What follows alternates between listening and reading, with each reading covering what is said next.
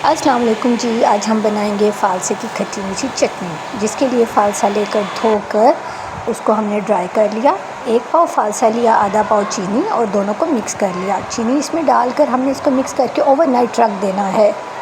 इसको फ्रिज में रखें क्योंकि आजकल तो गर्मी है। जब वो मौसम अच्छा हो तब आप फ्रिज से बाहर भी रख सकते हैं, मलमल का कपड़ा लपेट कर। ठीक है जी।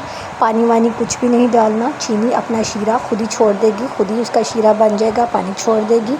उसके बाद ओवरनाइट के बाद आपने नेक्स्ट डे आपने चूल्हे पे चढ़ा देना है। एक पैन के अंदर एज़ इट इज़ जैसे आपने फ़ालसे में चीनी डाली, उसको बिल्कुल ऐसे ही फ़ालसा और चीनी को इसमें उंडेल दिया और काली मिर्च और ज़ीरे का पाउडर बनाकर इस पर छिड़क दिया। साथ में इसमें हमने काला नमक थोड़ा सा स्प्रिंकल कर देना है।